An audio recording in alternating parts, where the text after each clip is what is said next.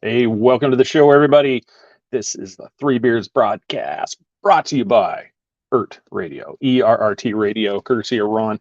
Go over to Mixler.com and set up your account there, and then you can follow and listen to some great shows, including us, Into the Outer Realms, um, Uncensored with David and Marine. I think that they're actually, it's one of those that they changed the name on, but there's also Dimension of the Supernatural, along with some music lineups. So go to mixler.com and just set up your account. It's free, and you've got a lot of great programming that he's building right there. So definitely check that out. We have got a returning guest, prolific author. Man, that's all he does. Fight cats and write. And so he's in, and I think boxes now. But just for all those people, it's not the cats. That's not a sparring partner. Although I don't know, we might have to ask him who could win, Mesa Olaf versus him, the 2-on-1. So we'll have to ask him there. But yeah, he's author of the Kronos Rising series, a latest book he just put out around Christmas time, The Sleigh. I won a Tyrannosaurus for Christmas, and Memoirs of a Jim Raz Wondersource, and also Monsters and Marine Mysteries, which I have a copy handy right here, which we're going to be kind of talking about that subject tonight. Megalodon. Yes, it's an extinct thing based off all the counts, but what are these major predators that are being discovered, the sightings and stuff that are all throughout the world? I mean, there's a movie getting ready to come out, I believe here in a couple of weeks, The Black Demon, that talks about the giant shark that's been reported off of the coast of Baja, California and Mexico. And there's also these giant albino sharks in Canada and Cuba that have been seen. There's one we'll talk about too. It was just coming out. It was just reported Australia. They've been having a lot of shark attacks where fishermen are bringing in sharks and they're bringing back just pieces of these sharks. And we're not talking just like little tiny ones. These are giant sharks that are being feasted on. So is it a giant great white, or is there some version of the Megalodon or Megalodon itself that has endured this whole time without us knowing? And we're going to find that out with Max Hawthorne, author, songwriter, singer of one song. And that is right now. If I can click the banner, there it is, right now. Welcome to the Three Beards podcast. My name's Craig, along with Austin and Chris. Passed to a new generation of Americans born in this century.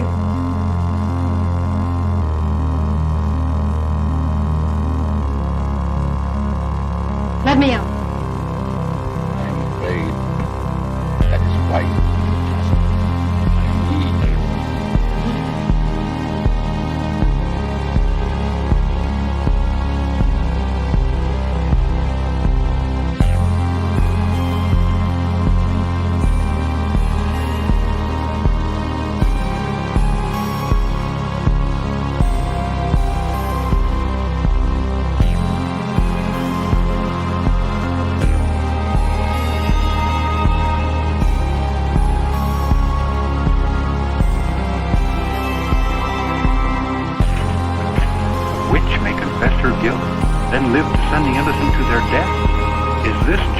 honor in Massachusetts colony?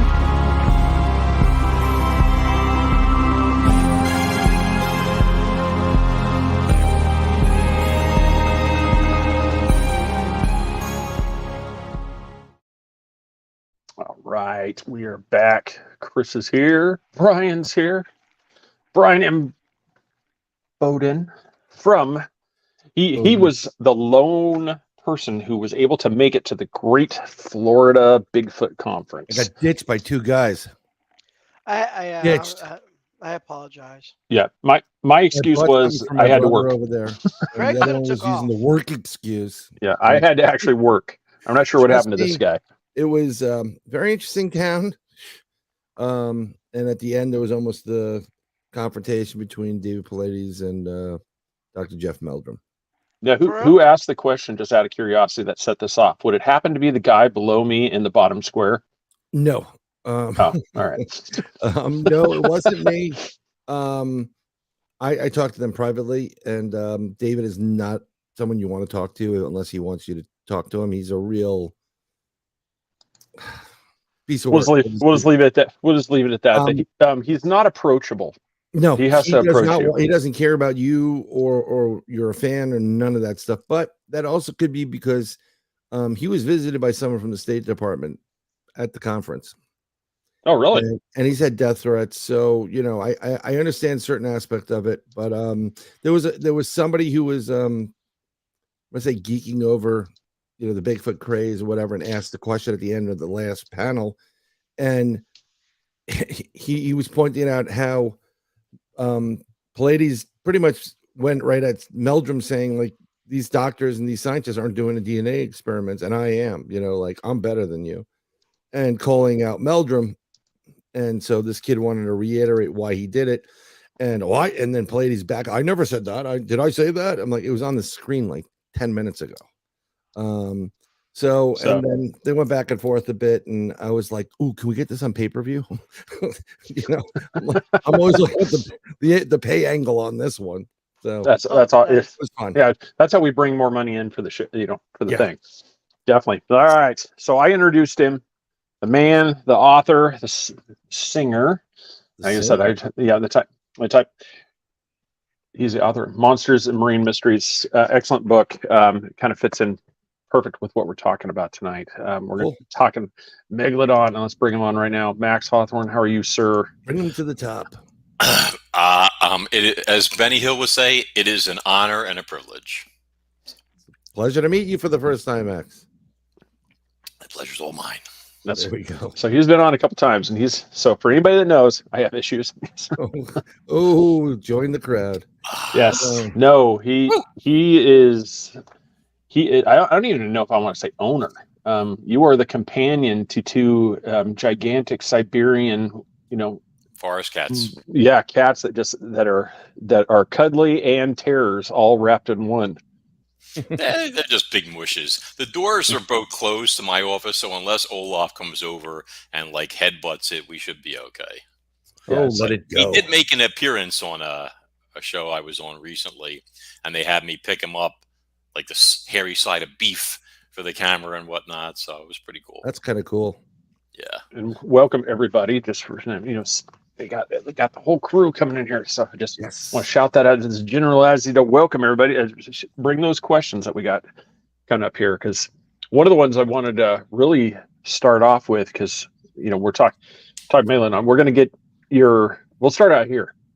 Do you think that there still could be one or something of a subspecies or something still out there that has yet to be discovered?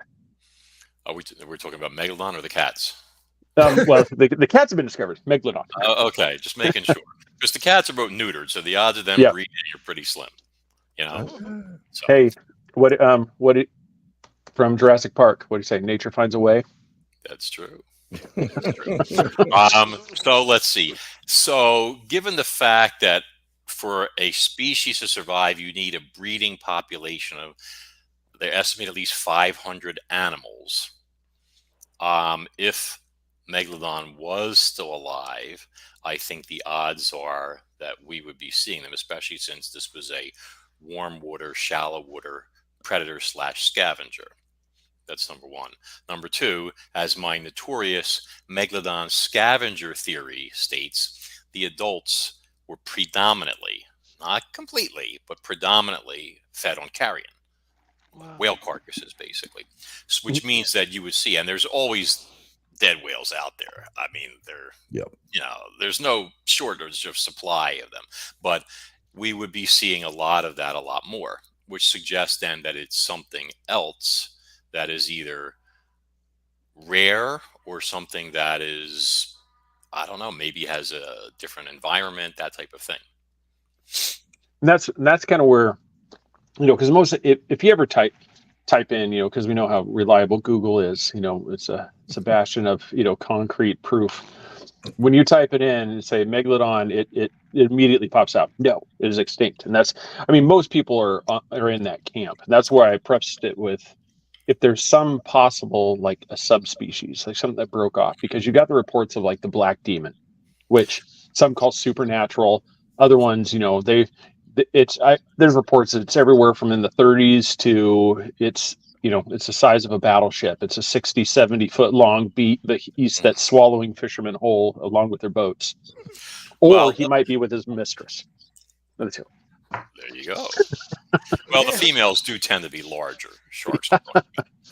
Okay, so I made a list actually, because when I was writing Monsters and Marine Mysteries, I investigated a number of sightings and evidence indicating, quote, mega sharks.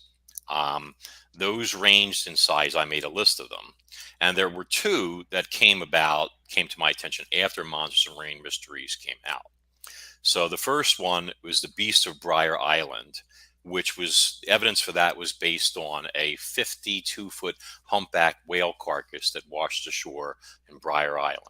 That was studied or photographed by friends of mine, the Tudors, Jess and his wife, Amy, and that carcass had bites taken out of it, the largest of which were 27 inches wide and 31 to 36 or 37 inches high. So that's quite a sizable shark.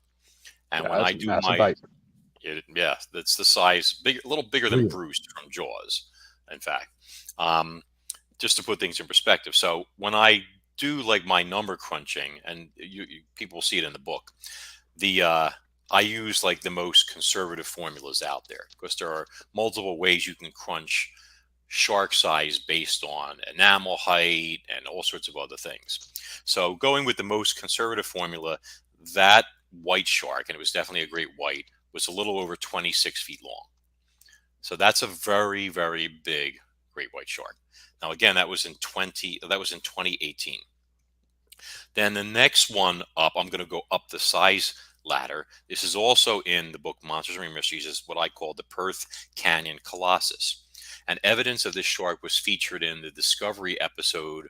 They had a special called Super Predator. Is there a 35-foot white shark lurking in a kill zone or something like that, I think was the name of it. And I got to talk to the man who had taken the photos of a 69-foot pygmy blue whale, which it turns out was back in 2004 that he photographed this whale. And it had a very large bite scar on its peduncle. There you go, from the book. And he's on there. His name should be credited also. Yep, that was Kurt Jenner. Yeah. Yep. So Center for Whale Research. He sent me some amazingly detailed high-res photos of that whale.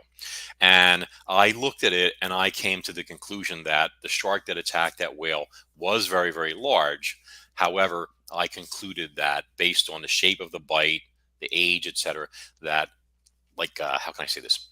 Okay, so a lot of people say, all the schematics are in there, think that, when a whale gets bitten by something, or it has like a giant squid sucker mark on it, as the whale grows, that this bite mark or this sucker mark proportionately grow with it. They magically keep growing, holding their shape, their size, the individual tooth punctures from the giant squid sucker, the individual tooth marks from a shark bite, etc. And that's not how it works. Usually the wound kind of tends to fill in, heal up, and it becomes much less noticeable over time. In the case of this pygmy blue whale, because it was on the top, right near the tail, this whale's locomotion is constantly that's how it moves, just like you use your legs. So what happened is, as the whale grew, the bite stayed the same depth, but it gradually flattened like that, while the whale grew under it, let's say, if that makes sense, like the muscles, etc. Okay, so you ended up with a bite that, instead of measuring it and saying, oh, this is just the tip of it, and it was much bigger, you have to realize that that bite flattened out, and then we had to curve it back to crunch the numbers and get an estimate. And that came up with a shark that was, and this varies because we don't know how big the whale was, obviously, when it was attacked, but it was definitely attacked when it was younger, probably a calf. But so probably a shark between 26 and 30 feet in length, which again is a very, very big shark. Okay. Then there's one which I've been from Guadalupe. I've been calling it the Guadalupe Giant. And this came to my attention after the book came out. Now, this one, if people want to see this, in fact, they should go to my website, either kronosrising.com or maxhawthorne.com and look up just monster shark. There's a big blog post on there called How Big Was the Monster Shark That Took This Bite? And when you go on there, you're going to see all the photos of a shark named Seabatch who was attacked by a much larger shark. And this is by Ewan Renachin, if I'm pronouncing his name right. And I apologize if I butchered it. But on there, you get to see he took some incredible photos of Seabatch, who was about 11 feet long, who had been attacked by a mega shark. And measured out the bite on her. He gave me precise measurements, how big she was. He gave me a great lateral shot so I could crunch the numbers and everything. You could see tooth scores on there and everything. And now we're looking at a shark that's a solid 28 feet long. Okay. So that was in 2019. Then, most recently, the most recent one that I worked on, and for all the people watching, again, I hate to send you guys in different directions, but later you should go to my YouTube channel, which is at Real Max Hawthorne. And on there, the latest video is a video documentary I did that's around, I don't know, 20 or 30 minutes long. And in there was a 30-foot humpback whale that washed up again on Briar Island, which is like a focal point because you've got the Bay of Fundy there and all these whales and all these sharks hunting seals and everything else there. And this one blew my mind because the carcass had 2 bites on it, at least, photographed, that were a solid 36 inches or more across. Not tall, wide. Okay, so now we're talking about a shark of juvenile Megalodon, or average size Megalodon proportions, 32 plus feet in length, going by the most conservative numbers. And it's all in there. There's all the stats, all the photos, the videos, the measurements, the number crunching, the whole enchilada. Okay, so if you're into mega sharks, you want to go and you want to see that video, and it's free, so take advantage of it. Now, that was this last year, 2022, in July. Okay, again, Amy and Jess Tudor, fantastic. Got me videos, went back, did measurements for me, all sorts of stuff like that, and then I produced a documentary for us. Then the biggest one so far was photographed in 2017 by Dr. Simon Pierce, who is a world-famous marine biologist, heads up the whale shark programs and all this other stuff. This man swims with bust-sized whale sharks and performs sonograms on the pregnant ones, just to tell you what a life he has, okay? Wow. And he photographed, yes, a 40-foot whale shark with a bite taken out of the left flank, which is also in Monsters and Marine Mysteries. If you want to pull it up, there's a couple, even though the photos are black and white. And this bite was 4 feet across, 4 feet wide. It even has individual tooth scores in it. Okay, so that suggests conservatively a shark 42 plus feet in length that attacked that whale shark. Why it wasn't able to finish the job? I guess whale sharks are more ferocious than people think. But it did take a nice chunk out, though. So there's several. Is this the one you were talking about? Yes. So you can see right there, that bite, 4 feet across. There should be another photo in there of somebody swimming with it, so you can see how big a person is compared to the whale shark and the chunk that's missing from it. Okay, wow. So you see right there, we're looking at a massive shark bite. And this appears to be the largest extant shark, at least evidence of, that we have so far.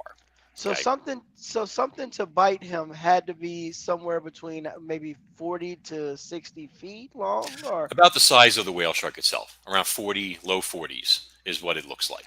So what's the chance that these sharks actually, because a lot of animals do, go at each other, and it's just another whale shark? Well, whale sharks don't have teeth. They're filter feeders like a baleen whale. So they couldn't bite anybody. Like if a diver gets accidentally sucked into a very large whale shark's mouth, they might get squeezed a little bit, but it'll like spit you right back out.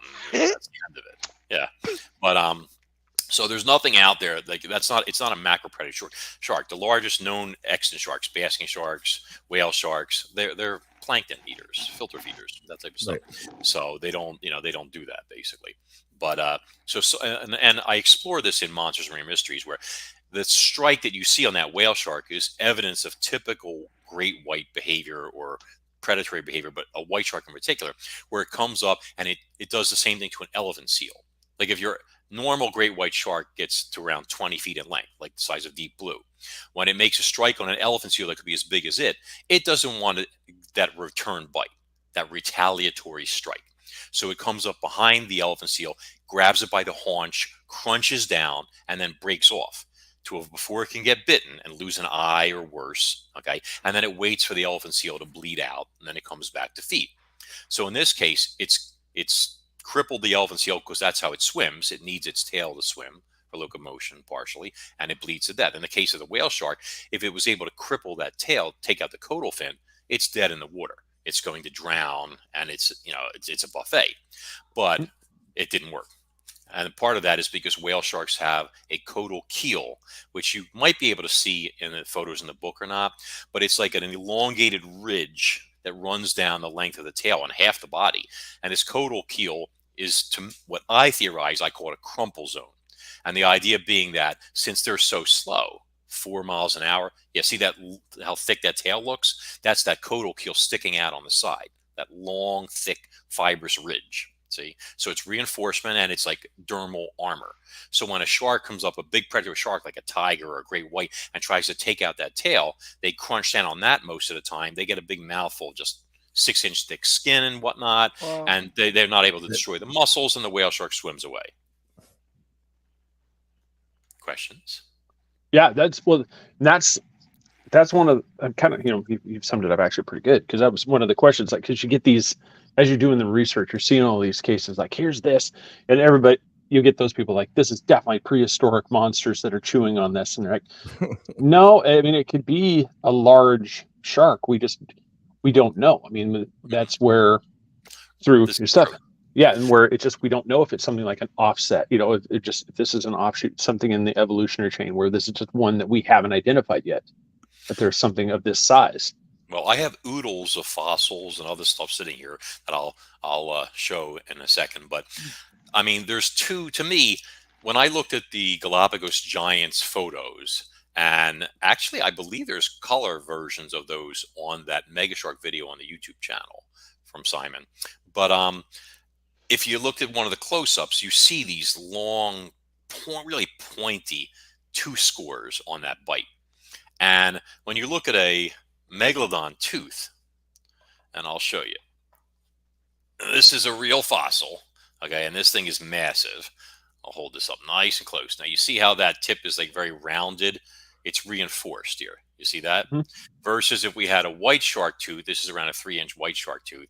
If I move this closer, it's hard because this thing's, you know what? Let me do, well, this will have to suffice. If I move them closer, they look like the same size. You see the difference in terms of pointiness, etc. Yep. So the teeth marks on the Galapagos giant appear more like a white shark tooth. So there's two possibilities. The first, more romantic possibility is you have an extinct species like this still swimming around. Now, this is a tooth from Ototus chubutensis, which swam the seas at the same time as Megalodon, except for the latter X number of million years. But the Megalodon is believed to have broken off from this Kronos species. So these two both share the oceans for, I don't know, 10 million years. I don't know the exact numbers on the top of my head. And then eventually Chubutensis went extinct and only Megalodon was left. But you could see this tooth is much pointier than the Megalodon tooth. It's very triangular. It's more like a great white's. So if this species was still around, then this would be a likely candidate. Tooth is nice and it's thinner. See here. I'm going to show you. Wait, let me bring that bad boy. So this is your Megalodon tooth. I got to get it where I don't have like a black, my dark shirt in front of it. And this one, you could see how much more thin and blade-like the crown is. See? Mm-hmm. And then if you look at the white shark tooth, even holding it closer to make it bigger, I got to wait, I'm not used to this. You see, once again, it's much thinner, like a knife versus an axe or something like that. Okay. Yeah, it almost, just has that real deep round. Right. Something that's interesting is, and I think it was fairly recent, last couple of years. Mm-hmm. They had video of I want to say it was an underwater, like oil rig or something to that effect, and something passed by that thing, and it was ginormous, and it had very much the characteristics of it had a little bit of a great white feel to it, but they said this makes a great white look like a baby. It sounds like one of the hoax videos that's been out there, actually. I hate to say it. There's a lot of people, like, CGI is so good now. I mean, people were like, there's one of I think it's a huge 6-gill or sleeper shark, I forget which one, that's like 23 or 25 feet long. And people were claiming that this was Megalodon, which it obviously was, and all that. Initially, I was thrown off because they were saying that there was a bait cage under it. And people were claiming that it was one of the ones like the people use for like trapping crabs and stuff, like on the TV show. Right. And that those are 2 meters across. Well, that turned out to be BS. It was like around 3 feet across instead. So obviously you scale it up. You know, what people thought was a 60-foot sleeper shark turned out to be a 23 or 25 footer, which still is a huge fish, but it's not, you know, there's a lot of hoax stuff out there. Like that one, you see the Megalodon from the helicopter with the Coast Guard guys. Yeah. That's another fake. You know, the Discovery put out that what became called a mockumentary, you know, the monster shark lives. And there was a lot of fake stuff in there. You know, they had like the U-boat with the footage, and then they added the fake fins and stuff like that. This is the video you're talking about. I think so. It loads up slower on my computer. Yeah, that's not the one that I'm thinking of. No, that is one of the what videos. do you think? Yeah. Another thing that's interesting. It almost has like a pliosaur look to it. Yeah, well, those with you know, I didn't like the ridges on the tail end. No pun intended. There were ridges, so it looked something like, you know, very dinosaur-esque. But you know, given the fact that, you know, we haven't really explored any of the major trenches to its full depth, and then there was recently a discovery, well, fairly recently, of a lake within a lake, you know, the ocean. A totally, you know, the possibility that these creatures are now not hanging in the entire ocean, but at only certain depths. What do you think the plausibility of that is? Well, I think that when you get down to the extreme depths, you got to deal with several things. The first is that you got to deal with the extreme cold. And we know that Megalodon was more of a warm water animal. And from everything from where they breed and everything else, like, or bred, I'm sorry, past tense, although hope always springs eternal. If you have something that's an abyssal shark, like let's say a sleeper shark or a six-gill, and I had, in one of my novels, I put a version of a Megalodon in the ocean abysses, but it was adapted to that. It was like this mottled pale color. It had its anatomy had changed. I think Robin Brown, when he did the first ever Megalodon book back in 1980, he had Megalodons living in the ocean abysses, but they had adapted to the ocean abysses. They had feelers sticking out like almost like catfish from their faces and stuff like that. You know, their bodies had changed to that. But the shark went extinct fairly quickly, 3.6 million years ago. So in order to change like that, you'd have to be adapted. And these creatures evolved to feed on whales, living or dead.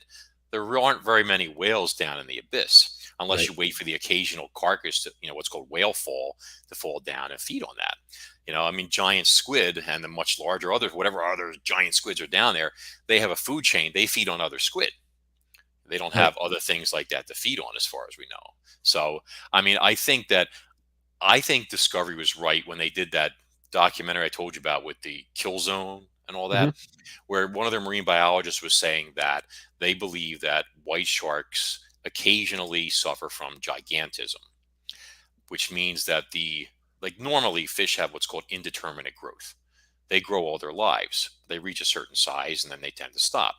But I mean, there are plenty of instances, and this was explored in the book also, where other animals suffer from gigantism, like toads that normally grow to 4 inches in length grow to 8 inches, which is then 8 times the mass. You know, I once caught a predatory beetle, which normally gets to be this big, and it was like 3 inches long. And I was a fool for not saving it, because it would have been like a huge oddity. You know, I could have taken it to cat natural scientists. But if you have white sharks that are normally maxing out at around 20 feet, and they can double their size to 40 feet, about the size of what attacked the Galapagos giant, then that would explain that. And it would explain it in multiple ways, because number one, you would not need a breeding population. You don't need 500 animals anymore, see? So you would have 1 in 1,000 that all of a sudden turns to this freak size. And it could be throwback genetics to Chubutensis, to Megalodon. You know, those genes for that extreme size could still be in there, see? But you've got this white shark that's 30, 35, or even 40 feet long. I mean, they have to be out there because we've got these giant bites being taken out of things. But they're so rare because there's only a couple of them, see? And it would be impossible for them to breed as well, because let's be realistic. You guys know how sharks breed, right? carefully.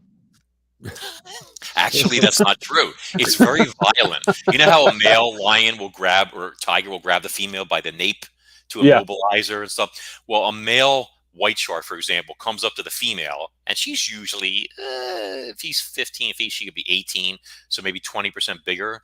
That's a big weight advantage for her. He grabs her right by the gill region like this and tries to pin her down to the seabed so they can do their thing. Okay? If you're an 18-foot male white shark, and a female's 40 feet long, you're not getting any. Yep. You can end up as dinner. Okay. Yeah.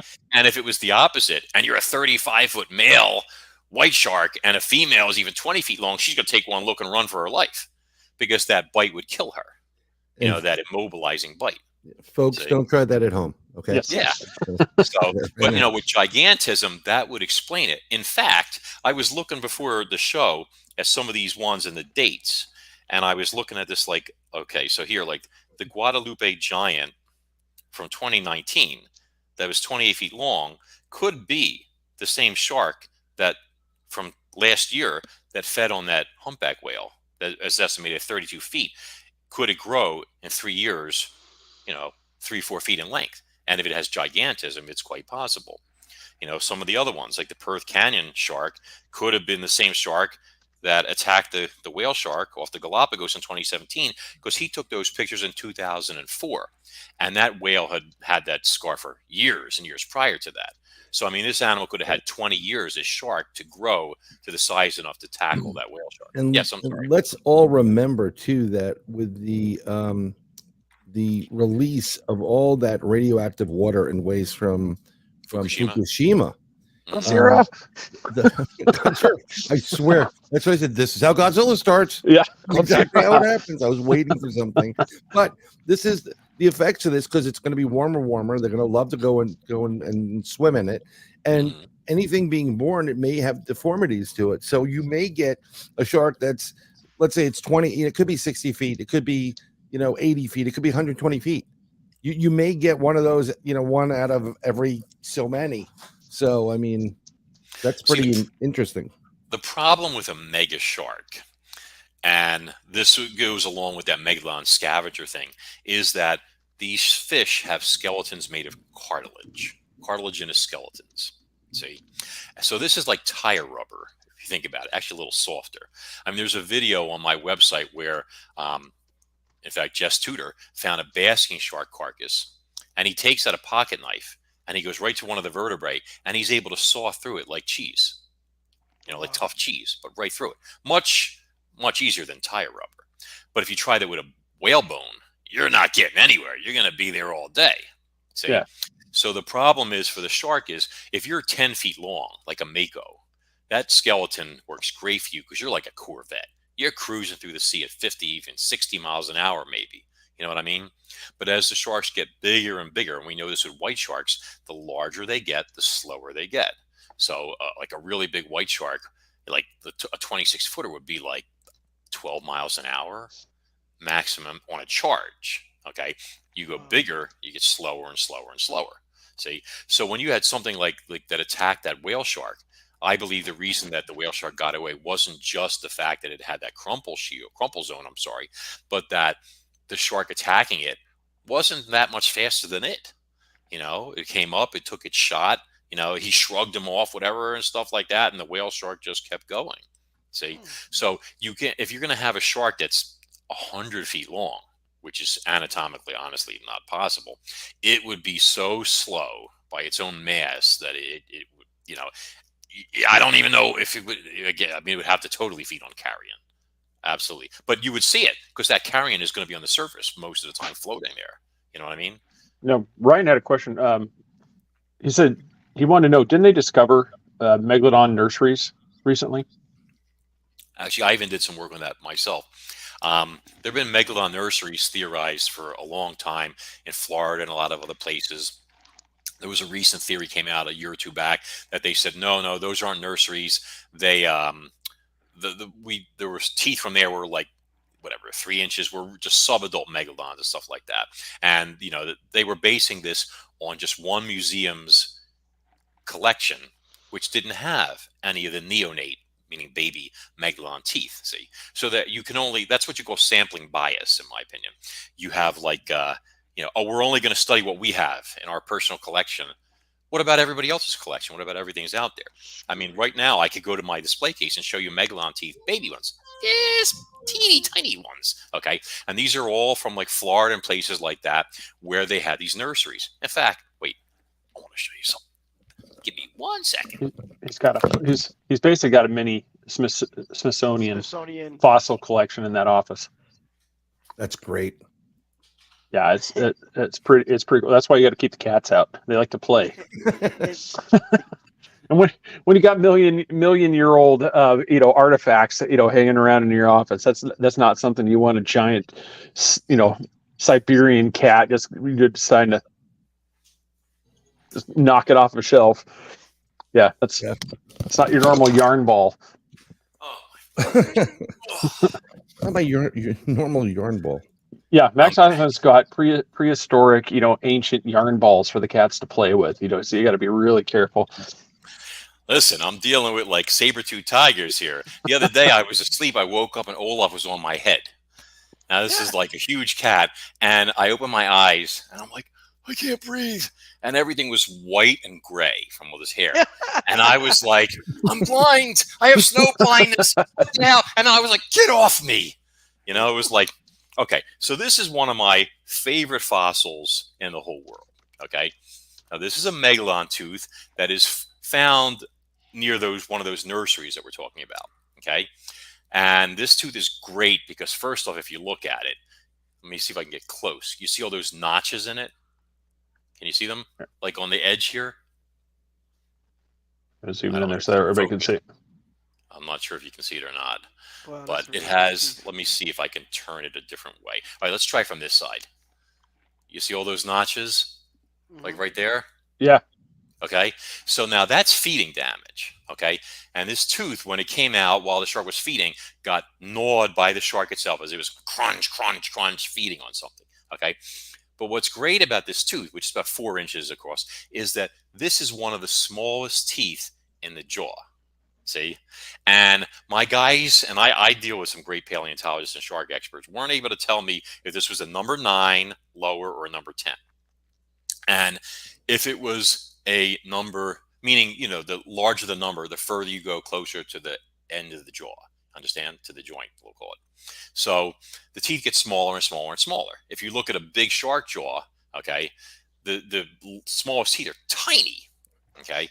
So this, I was able to crunch numbers on this bad girl, okay? The mom that owned this, and it was in the article in this piece I did, they did a press release on it about the biggest sharks were megalodon moms, and they went to warm water to breed, to give birth to their pups, okay? So this shark, if you crunch the numbers based on complete sets of teeth that are out there, the largest teeth in the jaw, if this was a number 9, were like 8.5 inches long, which is bigger than the known world record. And if it was number 10, I don't even want to know how big the teeth were, the biggest teeth in the jaw. You understand what I'm saying? Yeah. Does that make sense? So if if you have like normally if this tooth was in a shark's jaw and this tooth maxed out at 2.5 inches and the shark's biggest teeth were 6 inches long, make it 4 inches and then scale everything else up because they all grow proportion. But the really cool part is that this bad boy, this is the exact same tooth from a baby that was found in the exact same area. Okay, Mom, Junior. That's cool. Yeah, and this is a tiny tooth. I mean, look at this thing. I got to keep. But you can see it's the exact same tooth, exact same position in the jaw. It would still hurt. I love it. It's such a great specimen. But it implies though that the largest megalodons were probably in the upper 50-foot range, pushing 60 feet. Wow, which is pretty big. That's yeah. I'm just for me too. It's just the fact of finding something that small underwater. It's just those ones. That's what's always phenomenal when people find something like that. Better than that. Yeah. So they're finding megalodon teeth on land in a lot of lots places. of Florida was underwater. Yeah. During the Pleistocene. That's kind of cool. Like that. Yeah. Sorry, Chris. Do you believe there's a lot of teeth still lying around and you can find them? Millions. Yep. Until millions. You got to remember, these sharks, these teeth are anchored in cartilage. So they shed constantly. It's like a conveyor belt. Tooth. And as one falls out from feeding or whatever it might be, or fighting or whatever, the next one takes its place a day or two later or something like that. It doesn't happen instantly like a switchblade knife or something like that. Okay. But that's how they go. So the shark, as it goes through the course of its ontogeny, its lifespan, it'll go through tens of thousands of teeth. I mean, all through the years it lives constantly. Those teeth are growing and growing and growing. And that's why you can get good estimates on megalodon size based on teeth. Of course, the biggest teeth are going to be the rarest. See? So what was their average lifespan, like 20 to 40 years, or I what don't, would you? I don't know. It's not something that Probably based on food consumption and then lack of food. Yeah, and or competition, other predators, this type of stuff, etc. But Olaf just walked in, so he. Yeah. Ryan's got another good question too. Is a lot of species shrink, and still shrinking. Is it possible that the megalodon went this direction too? It actually started to shrink down.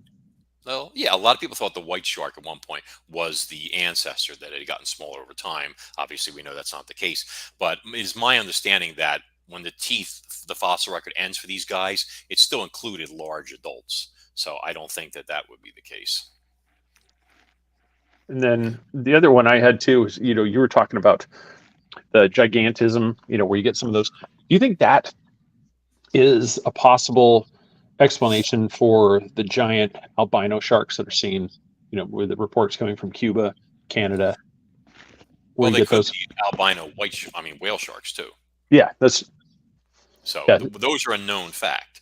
In fact, I put out a piece a while back that the 1918, quote, Megalodon, this 100-foot ghostly white thing, was actually an albino whale shark that was swimming along and got tangled up in the lobster pot rigs and stuff and dragged them off. And because it was this glowing giant white thing under the surface, people assumed that it wasn't a whale shark and they thought it was something else, which would make sense. I mean, I remember I caught my first striped bass. I was on a boat. And it was a 40-pounder. In fact, it was that bad girl right there behind us.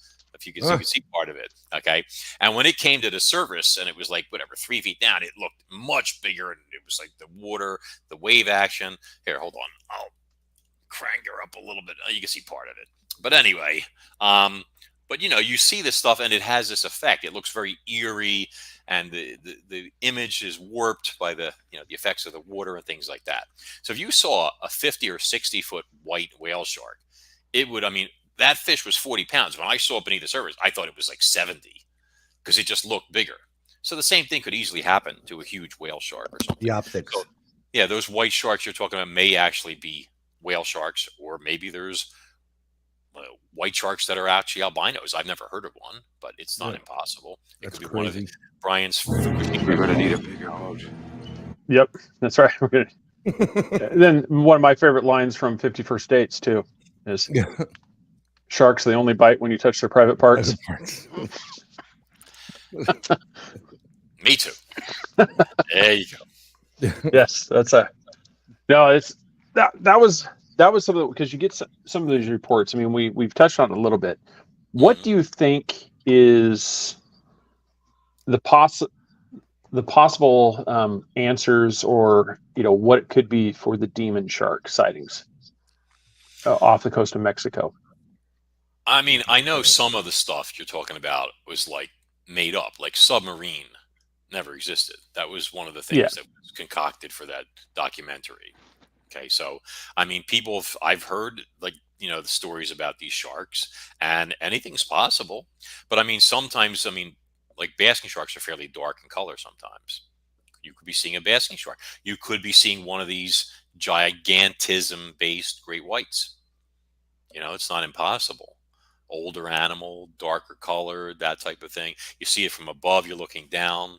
Anything's possible, I guess. Now, underwater, is there a lot of cases of ones that are like full melanin, to where you get like you have the albino and you have the other ones where it's just you have the dark version? A melanistic. Yeah, so that's thank you. That was actually one of the words I was. Yeah. So I mean, and like I said, anything's possible. I've never heard of a great white that was that dark because the species survives using counter shading. That's where they're dark above, light below. This way when they're seen, like if they're swimming down under a seal and they want to come up and ambush it, they want to be dark colored so they blend with the bottom. It's harder to see them. And it works. Versus if they're up near the surface, they have that white belly that matches the dappling of the sunlight so that if something else like another shark or a killer whale is going to come up and come after them, they blend better with the surface. See? So if something was really dark, like black, it would still pop a bit. So I don't know.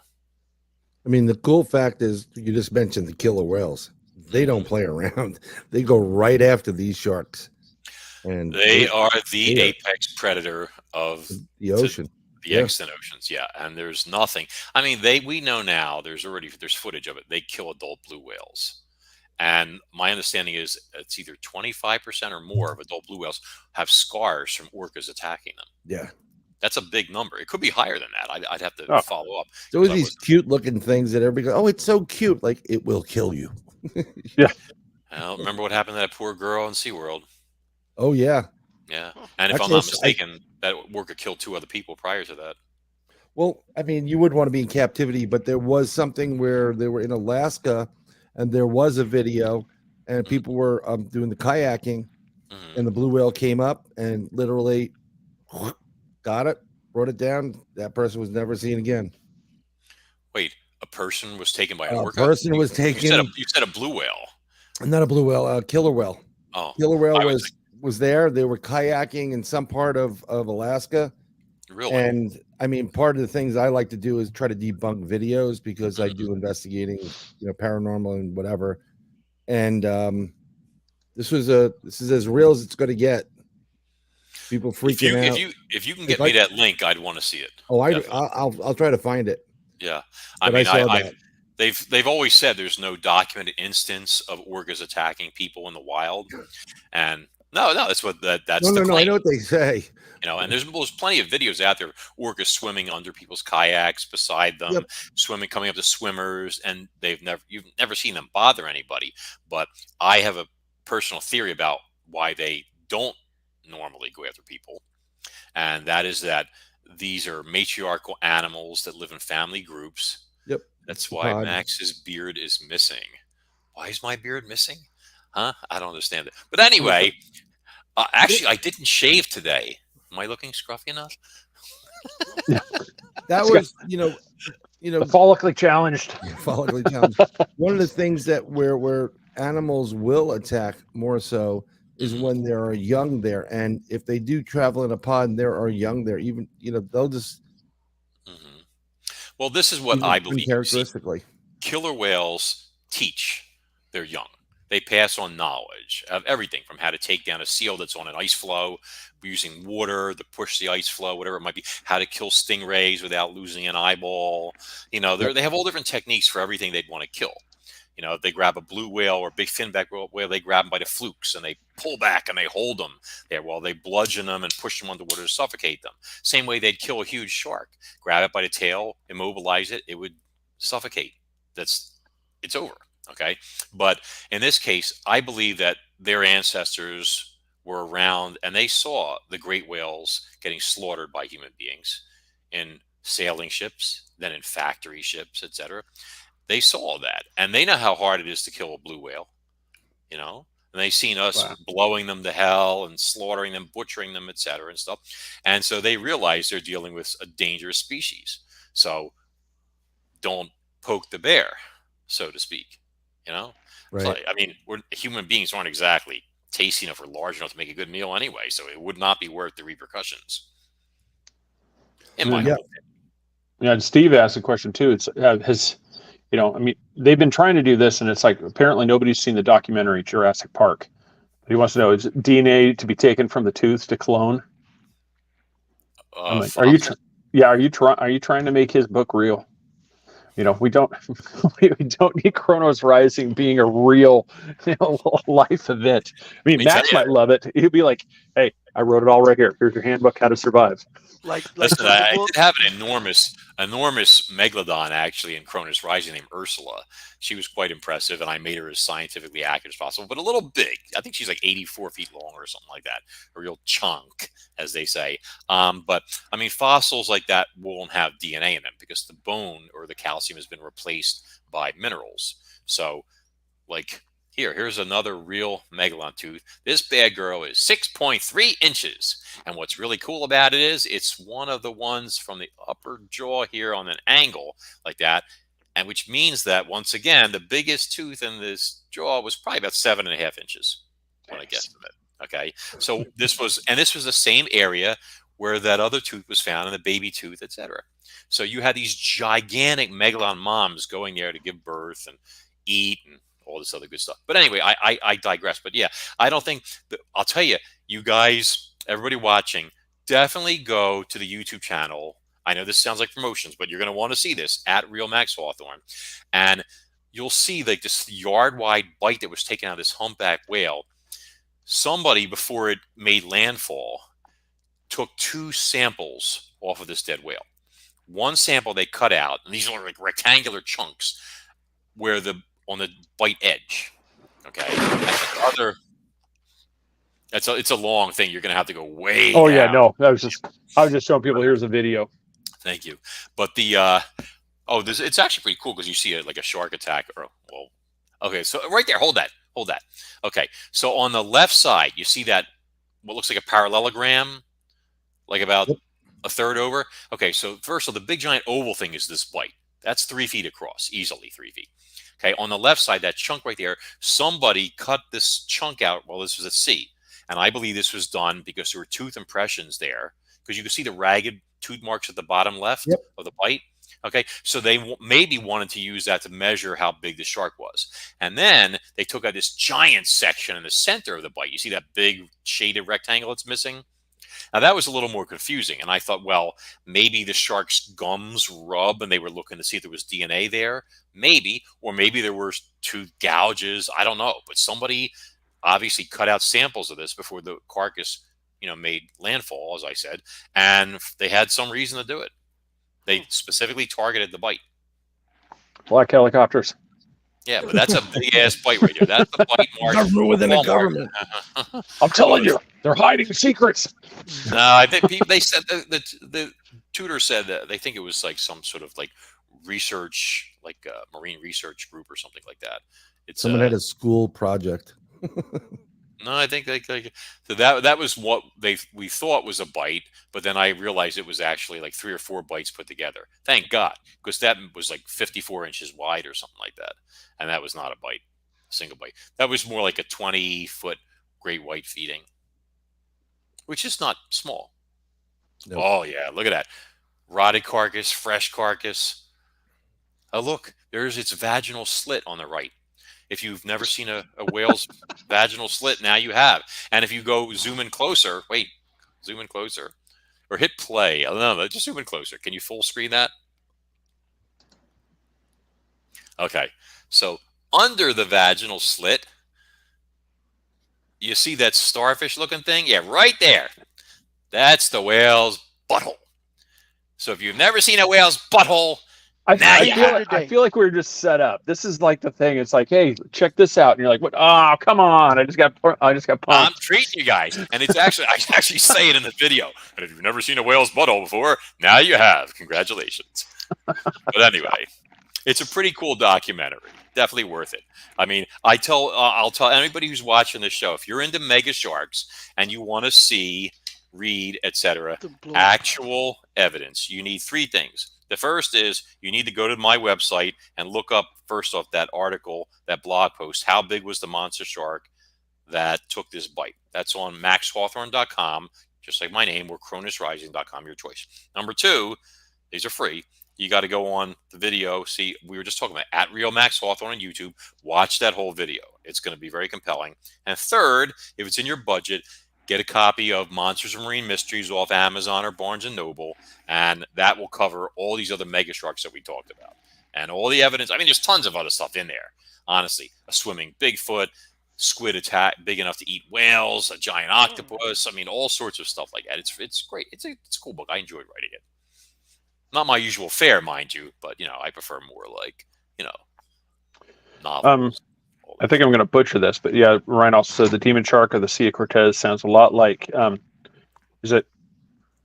Oh God, Carcharodon. Carcharodon. Yeah. Carcharias. Yep. Yes. Great white.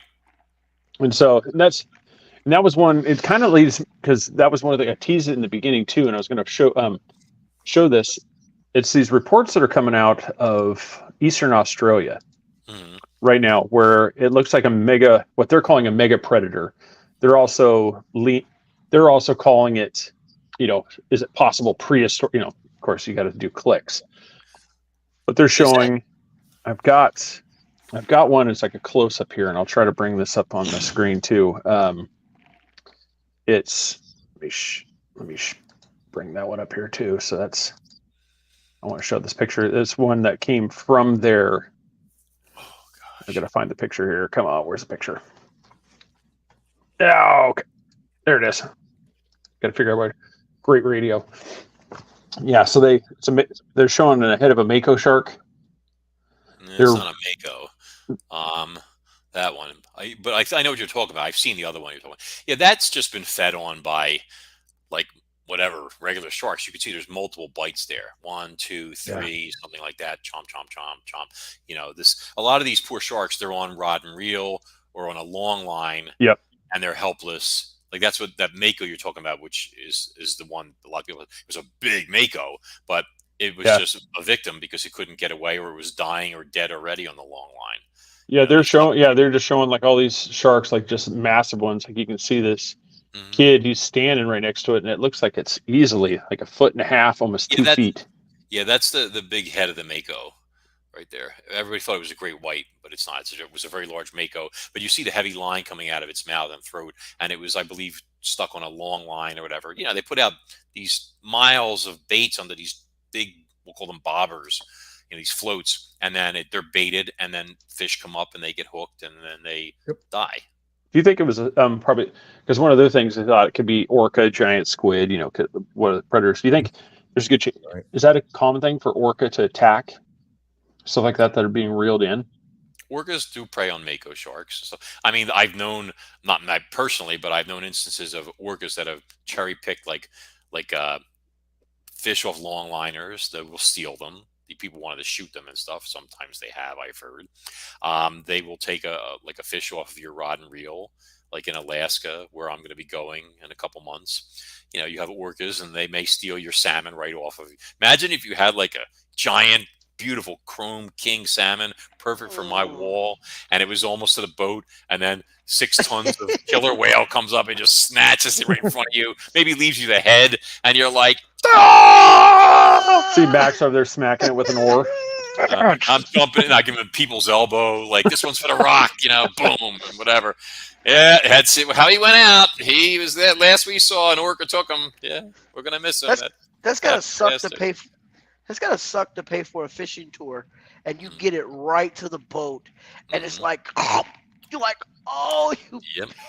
My charter captain in Montauk from the old days, he had a guy fighting a 130-pound blue shark, and a huge great white took it, and all that was left was the head. And they were able to estimate the size of the attacking shark by the tooth marks and stuff. And he said the expression on this blue shark's face was like this, like that. Because the white shark came up behind him, tail first, swallowed everything except the head, and went, rum. And then they reeled in the head. So, yeah, wow. It happens. That's what you call predator becomes prey. Like you could be like hammerheads love to do that. If you have like a small shark on, they'll come up and nail it. And I remember seeing footage of a tiger shark killed a hammerhead that was on rod and reel and attacked it. It couldn't defend itself. So yeah, that's a good point, Chris. I mean, that actually would be kind of an interesting head mount to have that expression on the shark, and it's just mounted right there on the wall. I wouldn't be surprised if he did that actually. Because I mean, and great whites were so, you could do it. People done crazier things. That happened to me when I was in the Panhandle. I was fishing, and I was reeling in a fish, and I was a kid. I was a pretty small kid, and I don't know what kind of shark it was. It wasn't no big shark, but it ate the fish, and all I had was the head, like a pretty good sized fish. I'm like, oh, at least maybe I could have caught the shark too. I think it gets worse though when you've been fighting the thing for a long time, something big, and you're like, an hour in a chair or something like that, soaked with sweat, arms are ready to come out of the sockets, and then Godzilla, boom, you know. It happened to me. Oh, yeah. I've always thought those guys are doing those tunas. You're fighting that thing forever. You finally get it. You'll see them just reeling, and then just watch the line snap. And I'm like, oh, that has got to suck. I mean, you just spent 2 hours reeling on that thing for that thing to just snap. Muscles burning. It makes you want to throw the $500 or $600 pole in the water too. Take this shit. Yeah, and captains, they don't want that. Let me tell you, they'll be like, don't eat that, like, because that's their rod. It's like $1,000 or more of rod and reel. You'll be diving in swimming for that shit. But yeah, I'll leave you there. Yep. It doesn't go over too well, let me tell you. But no, that's one of those. That's one of those things I can see. Just a lot of these reports like that one, you see them coming out. They're a great white shark. Something like that is what's feeding on these things. But that doesn't sell clicks. I mean, it's got to be some prehistoric monster that's from the depths. And then Vicky she just brought up a question here right now. We touched on that a little bit. But the thing, I think that in a way it kind of coincides with what King brought up, and just kind of what, in your opinion, what is the possibility that there is some major predator like that? That's because we've explored so little of the ocean. Are you asking me? Yeah. So down there, so kind of like on the things, it's like, what do you think is the possibility that they're kind of like a giant octopus, the giant squid, that there is something the size of a whale shark or bigger that has adapted to the depths? And we just haven't discovered it yet. Well, actually, it's in the Kronos Rising Kraken books. But first off, I a firm believer from all the research I did for that cryptid book that we have squid out there. They get ridiculously large, big enough to eat full-grown sperm whales, and do sometimes. I mean, there are historical accounts, whale fighting sea serpent and stuff. They see a whale with this stuff wrapped around it that drags it under. Okay. Number one, there's no known sea snake that constricts. Sea snakes don't do that. They use venom to kill their prey. Okay. So number two, and to drag something under implies not wrapping around it. You need to have something under there to pull that buoyant animal underwater, i.e. like the siphon from a mega squid. It's like a jet. Boom, like that. But I also believe that, and I interviewed a guy who him and his friends saw a 90-foot octopus down in Florida off of Sanibel Island. It actually explored their boat with one of its tentacles while they stood there like sheep watching it. Okay. But, and you undoubtedly have these enormous octopi as well. And I think that what happens is that the sperm whale is our largest known macro predator, and it is a huge, magnificent animal. They don't get as big as they did 100 years ago before industrial whaling, unfortunately. They used to get huge, much larger than now. But, sometimes when a sperm whale goes down, they don't come back because there's things down there that know and they prey on them. So the hunter becomes the hunted. Yep. See, so there was a scene in Kronos Rising Kraken where I had these two sperm whales coming along, and this octopus gigantus was buried under the sand waiting. And then when they approached, it loomed up and it came after them, and all hell broke loose, etc. So, but yeah, I mean, it makes sense. Sometimes you go too deep. There are things down there, not always the big fish in the pond, so to speak. No, do you think that could be a possible thing for the bloop? Yeah, the bloop. Well, the bloop, I think, has been explained away numerous times as being like calving from an iceberg or an iceberg running aground. I think the one that's called Julia or whatever it is a little more compelling because the sound coincides purportedly with this image that supposedly appears at the same time in this area of some enormous underwater shadow, which is supposedly bigger than the Empire State Building. That's what I've read. Yeah. Okay. So, but I mean, what the problem with the bloop? Once that took place, Animals started beaching themselves. I mean, like there was a lot of dead animals after the bloop, and I they don't were. I don't Yeah. know. I mean, but they were also doing a lot of naval sonic tests and stuff That like too. that too. Yeah, but I mean, I believe that if there's something big and dangerous out there, you get whale beachings and shark beachings, great whites beaching themselves. You know, like they're getting running from something. And if you're a Right. young great white, or even a big great white, why are you going to beach yourself or run into the shallows unless you're trying to get away from something that's too big? See, Did you see that? It was a fairly recent video. This giant great white shark beaches itself, and you Mhm. got these people running up trying to save it. I'm like, idiots! That thing's gonna flip over and just chomp you down. I'm gonna either call in somebody that can figure out how to tow it by throwing a line, or I'm just gonna sit there and say, well, it's time. I'm not touching that thing. I'm not going up and all right, here goes everybody. All right, now push. There was a guy that did it Yeah. with a smaller shark, and he got bit in the leg. Yeah, that's what I mean. It's like this great white will bite you right in half. I go, it's not A that. good deed goes unpunished. And it's not even just the jaws. I mean, if you get hit by that tail, that caudal fin, Oh my that's God. going to be rock hard and covered with sandpaper. So Yeah. you're going to get, I mean, it's like getting hit with a giant saw. You're going to definitely lose some flesh, you Yep. know? So you have to be careful. I mean, I would rescue a shark given the chance, but you have to take your own safety into account, obviously, before you do something like Yeah, here's a I found. It's like I'm not gonna. You can see it. Oh, that's not the one I was thinking of. Ah, nice. That's a beauty. But that's what I'm like. I'm not just gonna go standing up, talking with everybody, taking photos. Selfies with the shark. Well, unfortunately, once again, this is another example. Remember, I was telling you about that cartilage skeleton that is a weak point for the shark? Yep. Orcas, twice that size, come up into the surf, grab seals, and then turn around and squirm back out. This poor thing is stranded. He's not Yep. going anywhere unless somebody gets a powerful boat or a rope and a whole bunch of people together. He's done. He's not going to make it. He can't do anything. I mean, even if every one of those people over there started pushing on this shit, you're not moving it. Yeah, that's probably, I'm going to guesstimate 3,000 pounds of Yeah. shark right there. Yeah, it's no joking matter. You're better off just making boots out of it. Yeah. I mean, the first shark I ever caught was a 7-foot blue shark, maybe, I don't know, 150 pounds, something like that.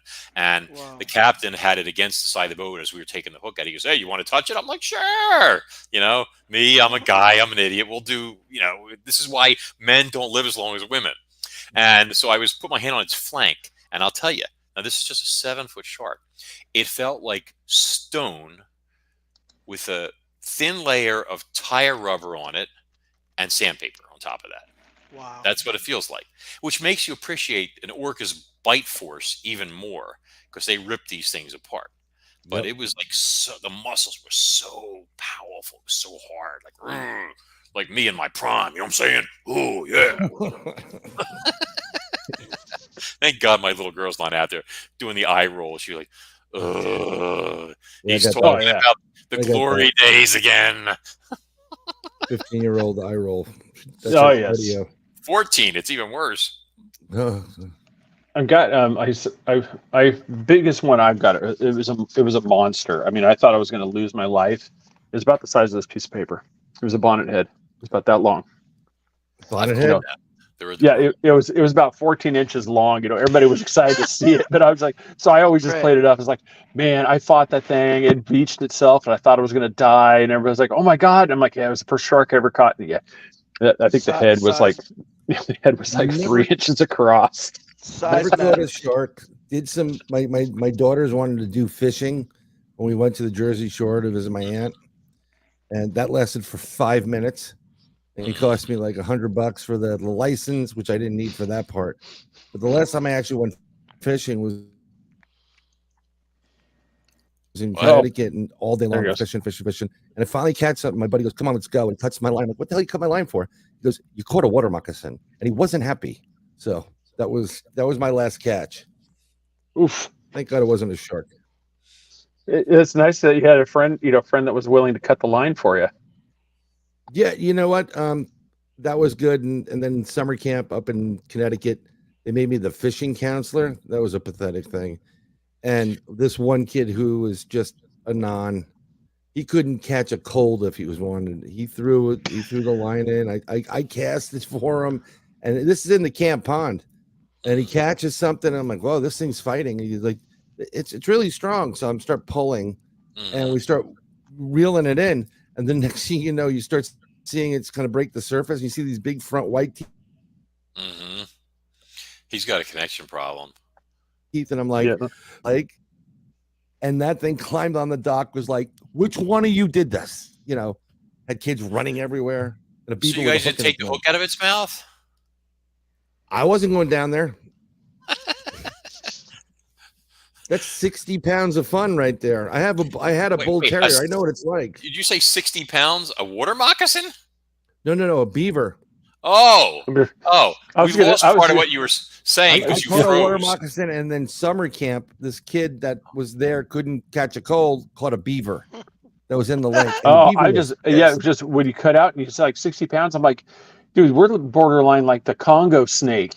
Now this is a 60-pound water moccasin. I'm like, holy God!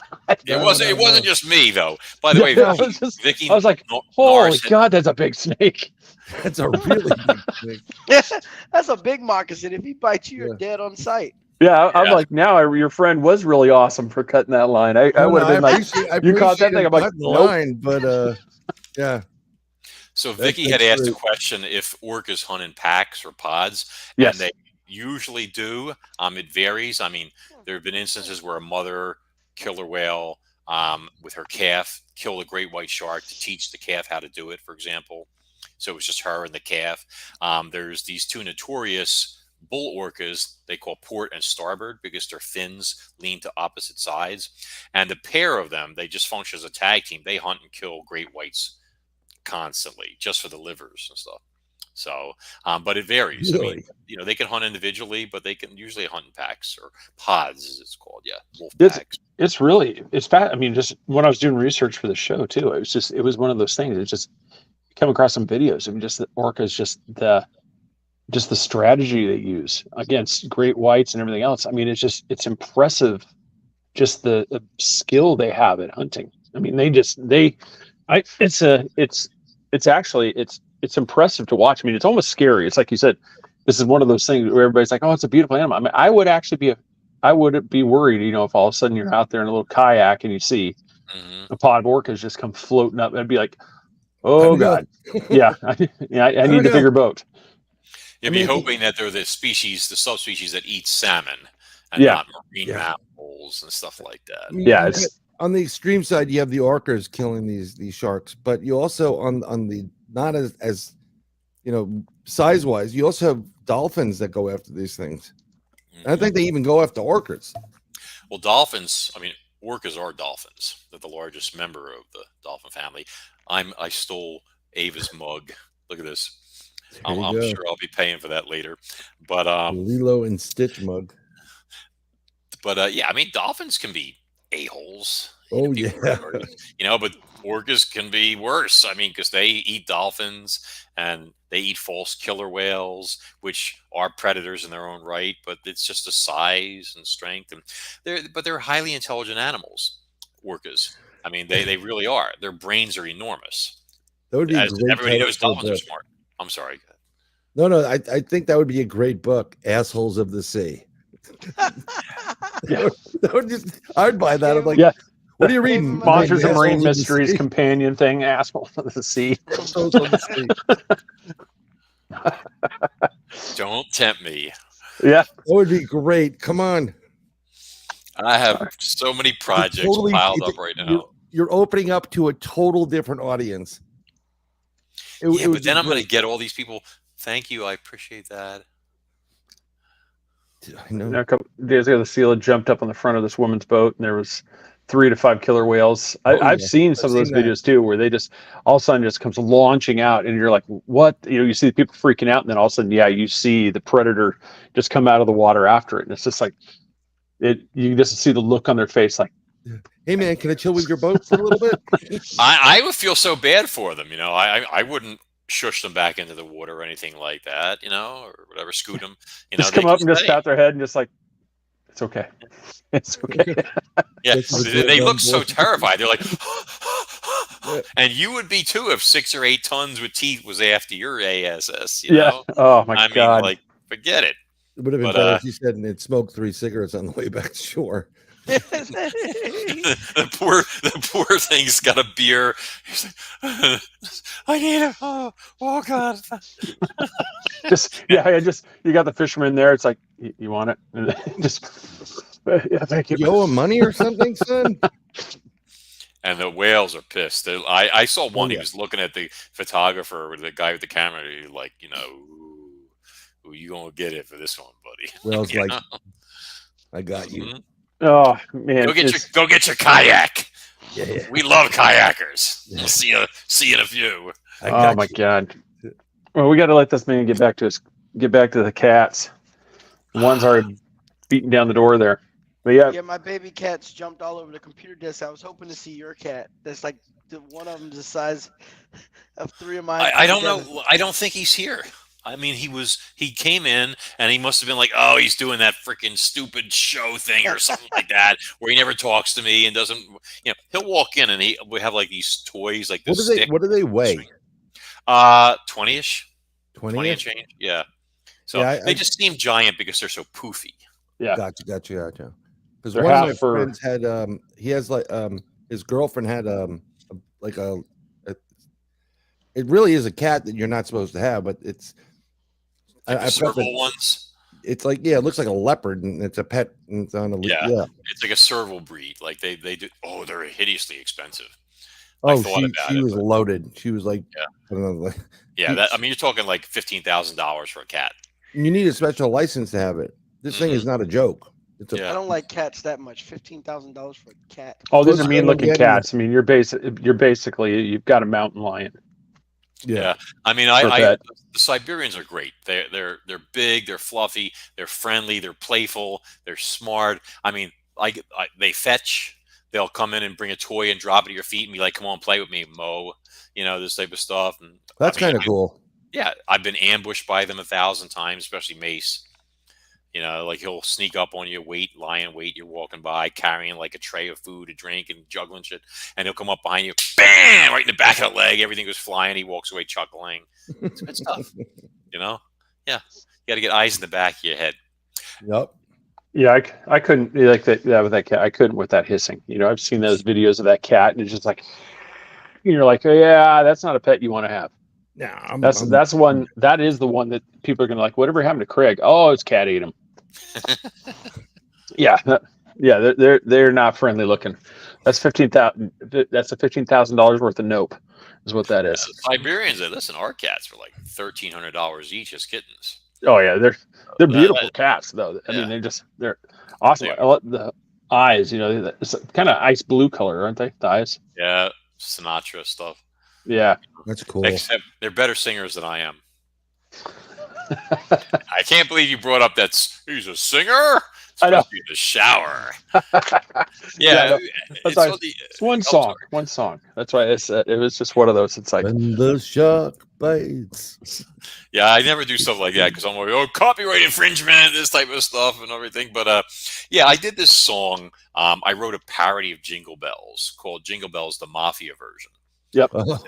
And it's and I actually had to sing it because it had to have this Brooklyn accent, what I'm saying, like, and all this stuff. So like, we're talking and this and that and hey yo hey. And so like I had to like sing it, and it was so hard to maintain the accent while vocalizing, while actually singing. So I would do one line at a time and have him put them all together because it had to be perfect because it's not normally my real accent. I could do it because I lived there for so long, but it's a funny song. The other songs I had that were actually kind of hits, those ones I had actually like. You have it on your channel, don't you? Yeah, they're on the videos are on there. The one for the sleigh, that's a cool song. The Christmas horror thriller and stuff.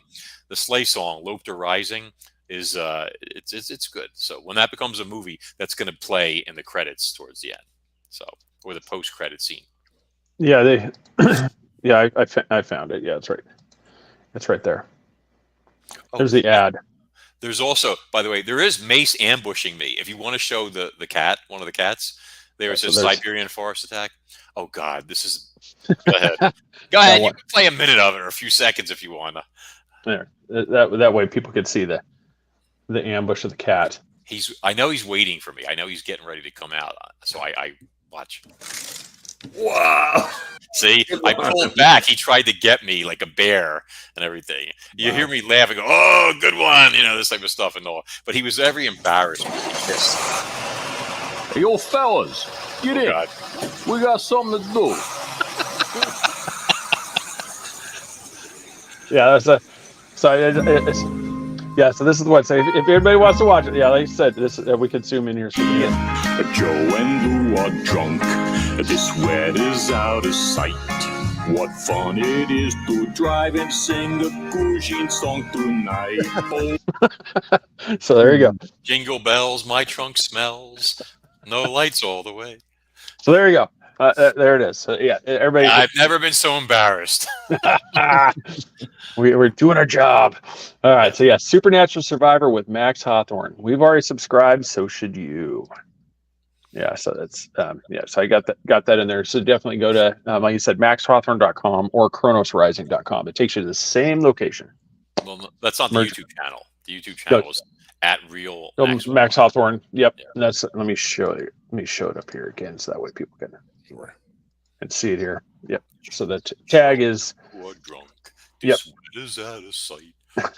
See, now it's going to be stuck in his head. Sing a Cuban song tonight. Yo, hey, yo. And it's funny because when I speak to people sometimes, I'll use, like earlier in the day, I use the term the word behoove. It would behoove you. I said, by the way, there's a word you won't hear in Brooklyn very often. No, you don't. Behoove. What's that? You don't hear it in the Bronx either. Yeah. Or the word lambast. You're going to get lambasted. You called me a lamb bastard? What? Yeah. Like a what? What did you call me? A sheep whose parents were never married? I'm like, no. Oh. Yep. No. I was trying to. What was the other word that was the word of the day? Oh, I forgot it was. It was Perduncle. Something with a P in it. Yeah, was that perduncle? Perduncle. Oh, peduncle. On the whale shark. Yeah. Yes. That's what. Yeah, Brian was like, that's the word of the day. Oh no, the word was the one you were looking for. Wait, the one. I can't think of it right now. Melanistic. Yes. Bingo. Yeah. So that's these are the big words for everybody for the day. Melanistic. What the heck Peduncle, melanistic. Is that like you eat a lot of melons? Yeah. So that's there we go. So we're coming up with some big words there. So a couple of New Yorkers here. So this is good. Yes. So one of those, but definitely, you've got the Kronos Rising series, which is fantastic. We've got the Slay, fantastic book too. That is really one. I was going to ask you before you go too, do you think that could turn into some sort of a series like that for you, or is that just going to kind of be a one-off? The Slay. I mean, I could continue it if I wanted to. There's potential for a sequel, but I have sequels for Kronos Rising still to do, and I have a million other like sci-fi and horror thrillers lined up. I mean, I'll have to live to be 1,000 to write everything. Yeah, and obviously, Monsters and Marine Mysteries is a fantastic one. We were talking a lot about that. I mean, it's said you look through it and it's everybody. I mean, pictures, information. I mean, it breaks it down, by the sightings. I mean, just if you want to see, it's fantastic. But like I said, it usually sits right up there. It's a prominent location. So, but yeah, definitely everybody go the real Max Hawthorne. I said subscribe there.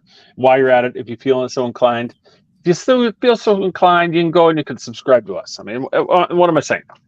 Hey, that's all I gotta do. Your New York accent doesn't work well. What are you gonna do? What are you gonna do? Subscribe to both. Forget about it. You do both. What are you worried about? What's the worst that could happen? It's free. You buy the books, you subscribe to the show, you have a good time. That's all you got to do. Man, we're good. Yeah.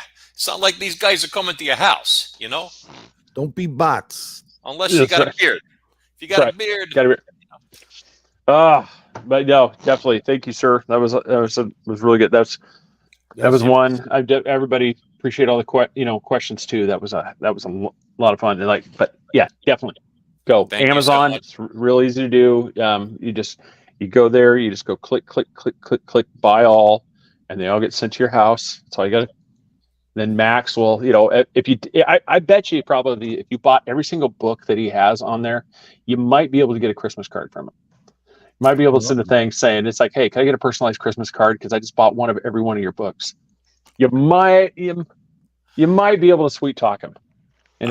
Stranger things have happened, and there is a newsletter actually, which That's is right. behind right now too. So you never know. I'm just kidding. He does not want to be sending out. He does not want to be sending out personalized Christmas cards. I usually give away stuff, to be honest. You do? I do a raffle. Yeah, I have Kronos Rising bumper stickers and stuff like that. Follow on Facebook too, because you occasionally will have some really cool raffles where you'll actually have one of a fossil. You'll give away a tooth, you give away a poster, you'll give away some stuff too. So on Facebook, definitely go follow Kronos Rising, the Monsters and Max Hawthorne Monsters and Marine Mysteries. Just go follow those on Facebook because tons of information there too. Just as stuff comes up, he talks about it, and it's a lot, like it. And then one person is like, Max can impersonate any character with a voice like that. There you go. Does Max's carpet match the drapes?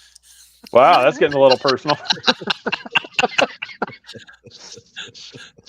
That suddenly took a turn. Well, considering that I've got the Reed Richards thing with the graying on the temples here. So remember, I am a senior citizen, people. Okay, so let's be clear on that. There's a little bit of this going on and stuff like that, but I'm old. I mean, old. I get King's thing, but that's also a really funny comment right at what we're talking about there. Do the curtains match the drapes? Lots of stuff hidden in the deep. It gives a new meaning to Kronos Rising. Yeah. And there you have it. That's actually impersonate any character with a voice like that. This is deal. Yeah. I used to be able to do. I used to do the Munchkins, from the Wizard of Oz, one of those voices. And remember, Movie Phone. That guy. Yes. Yeah, I used to be able to do his voice and stuff like that. God, that dates us right there. What movie's playing? Hold on a second. Thank you for called movie. It's playing. If you don't know the name of the movie you want to see, why the hell are you calling? Yeah, I would tell people this on the phone. I got crank calls and stuff like that. Hello and welcome to Movie Phone. If you need, this type of stuff or whatever. Yeah, it's funny. I didn't even remember that until just now. It's just, you sit there. Showtimes are 7 p.m., 8:30 p.m., 10 o'clock. It would tell you all the stuff, and then it would go to the next movie, and it would tell you all the showtimes, and then you'd be like, all right, this is the one we're going to go to. And then you go drive down to the movie theater. Remember Kramer from Seinfeld doing it? Oh, yes. He was getting calls. And then at the end, the guy shows up at his door. If you want me to kick the door in 5 seconds, press 1. If you oh, my God. That show. That one was one of those. It was perfect time. It was just, I don't know if they could do that nowadays. The same thing. But, man, that was fantastic. That show, that one is just dead on. With a lot of stuff that's going on. It's just, I watch them stuff and I still laugh at those, all those classic episodes. Those ones are perfect cast. I used to be in the fitness industry for many years. I used to have a fitness product. I was even on QVC at one point, believe it or not. But I'm going to find that now. I was getting besieged by these people coming into my health club that were like characters from Seinfeld. I literally had a close talker come in. And I had a close talker, a low talker, man hands. The list went on and on and on. But the close talker was the worst because I came up to the front desk and they're like, oh, Max, this is Joe Schmo. He's interested in membership. I'm like, how do you do? And I shook his hand and he came up to me this close. I thought he was going to kiss me, an inch from my nose or less. And I was like, whoa, so I went to go back and he was used to people pulling away from him. And as I went to back up, he came with me still within kissing distance. And I was like, dude, like this. And I was like, I had to put some space there and stuff. And then when he realized that wasn't going to fly, and when I walked him through the club, we were hip to hip. I mean, he was like against me. Like, I was like, what is going on here? Like, it was like Freak Central, like for like a couple of weeks there. Oh, I had all these weirdos.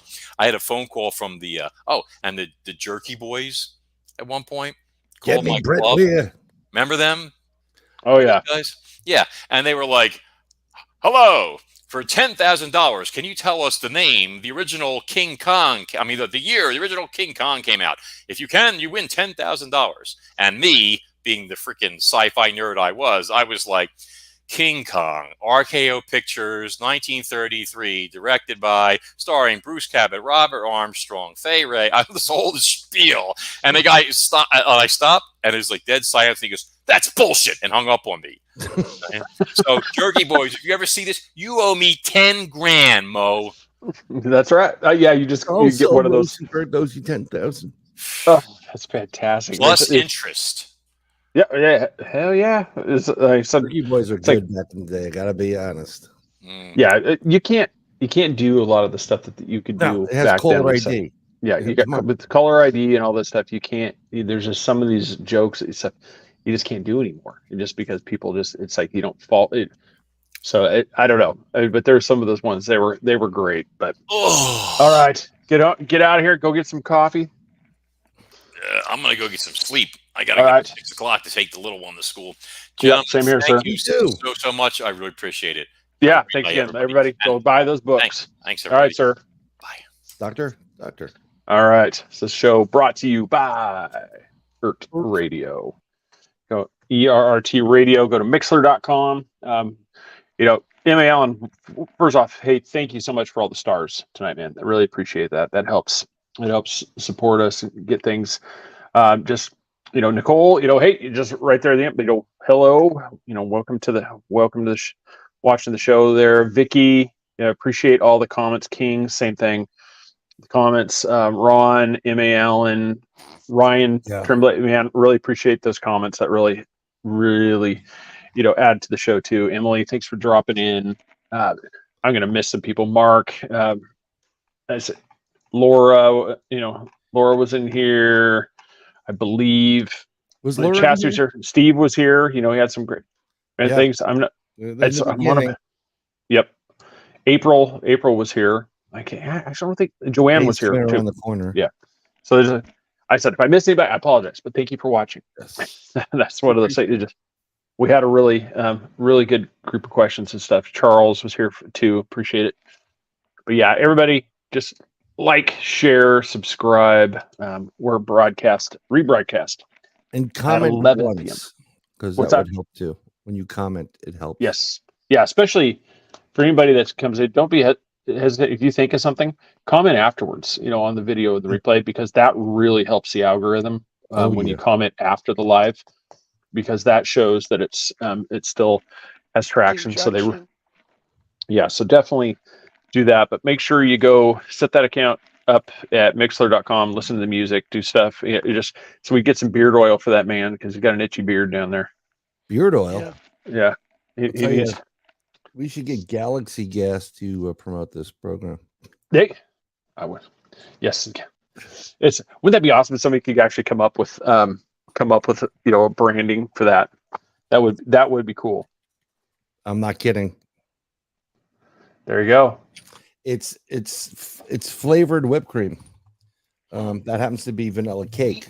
We don't know what you do on your off time, but we're not going to discuss that on air. I'm making whipped cream and sucking whipped cream. he almost went left, and he's like, "Oh, I'm still on air. No, I make no bones about it. It was the growing up, it was the greatest thing since sliced bread. I mean, it's still the best, one of the best feelings ever. Honestly, Carolyn, the thing you could really help us too, even if you can't, like said, is literally sharing it to people. If you know somebody that might actually really, it's like bring a friend. If you know somebody that would enjoy the show, just keep encouraging them. Watch this. Just get them to watch.